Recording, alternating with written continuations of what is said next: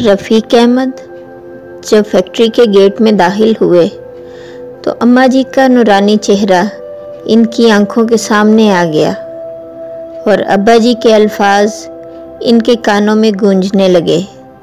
तुम्हारा दामन साफ है, मर्दाना वार हालात का मुकाबला करो, अल्लाह के करम से सब ठीक हो जाएगा।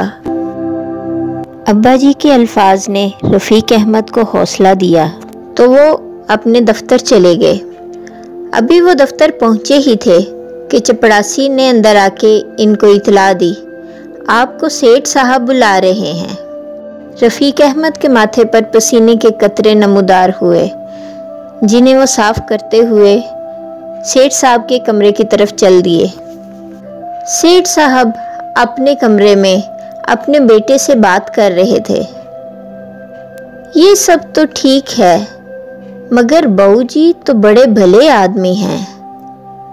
अब्बा जान, आप क्यों नहीं समझते कि किसी की नीयत कब बदल जाए, क्या पता। कोई ज़रूरत, कोई मजबूरी भी इंसान से वो करवा देती है जो वो करना नहीं चाहता। मैं तो कहता हूँ ये मीठी मीठी तफ्तीश छोड़ दें और ये मामला पुलिस के हवाले कर दें। मामला चंद लाख का नहीं अब्बा जान, कल को किसी और का हौसला बढ़ जाएगा। ठीक है, लेकिन बहू जी बहुत अरसे से हमारे पास मुलाजमत कर रहे हैं और कभी हमें शिकायत का मौका नहीं मिला। इतने में रफ़ीक अहमद कमरे के अंदर दाखिल हुए तो सेठ साहब बोले, आओ बहू जी आओ, आज लगता है ट्रेन लेट पहुंची है, तशरीफ़ रखो जी। छोटे सेठ साहब ने वालिद साहब की तरफ हैरत और गुस्से से देखा। जी सेठ जी। इससे पहले कि रफ़ीक अहमद अपनी सफाई में कुछ बोलते, चपड़ासी अंदर आता है और इतला देता है, सेठ साहब अकील साहब के वालिद आए हैं और आपसे मिलना चाहते हैं। ठीक है, उन्हें अंदर भेज दो। सेठ साहब मुझे माफ़ कर दें। अकील साहब के वालिद ने अंदर आते ही हाथ जोड़ दिए। अकील इस सारे वाक़े का ज़िम्मेदार है। पता नहीं उसकी परवरिश में कहाँ मुझसे कमी रह गई थी जो मुझे ये दिन देखना पड़ा। वो मुल्क से फरार हो चुका है। बहू जी का इस मामले से बिल्कुल कोई ताल्लुक नहीं। मैं हाजिर हूँ, हर सज़ा के लिए तैयार हूँ। ये कहकर वो ढारे मारकर रोने लगे। सेठ साहब की आंखें भी नम हो गईं और छोटे सेठ साहब और बहू रफ़ीक इनको हैरत से देख रहे थे।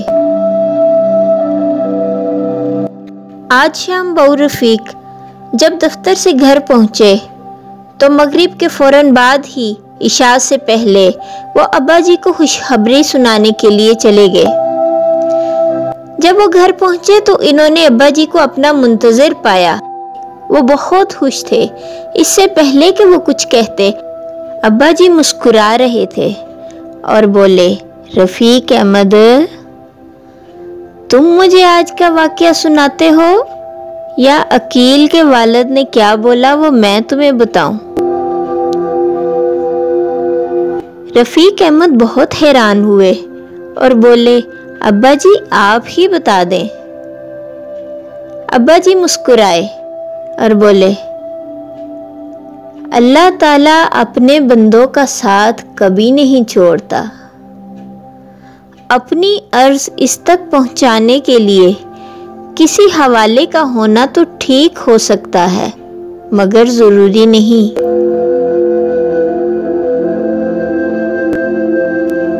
ढूंढते हैं आपसे इसको परे।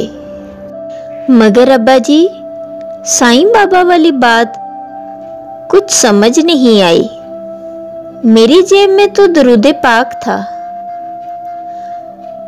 बहुत देर तक खामोशी छाई रही। फिर अब्बा जी ने नज़र उठाकर रफ़ीक अहमद को देखा और मुस्कुरा दिए। दरूद पाक तो अल्लाह ताला और फरिश्तों का विर्द है और हर ईमान वाले के सीने की ठंडक और आंखों का नूर है।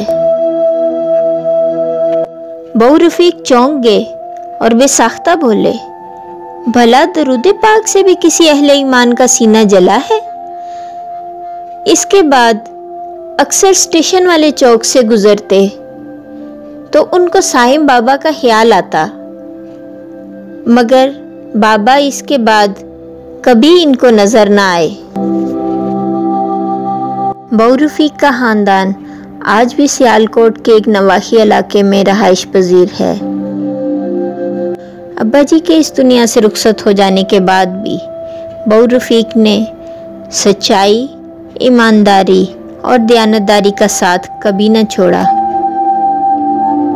बहू रफीक को हमसे बिछड़े 4 साल का अरसा गुजर गया है।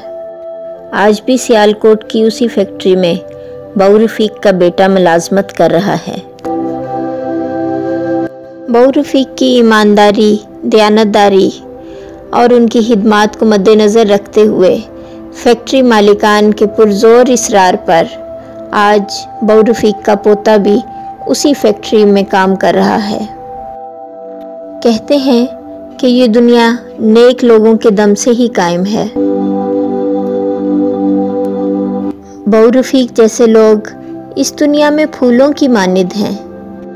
जिस तरह फूल एक चमन को 4 चांद लगा देते हैं, इसी तरह बहू रफीक जैसे लोग इस दुनिया के माथे का झूमर हैं। अल्लाह सुब्हाना व तआला से दुआ है कि वो बहू रफीक की मग़फ़िरत फरमाए और मरहूम के दर्जात को बुलंद फरमाए। आमीन।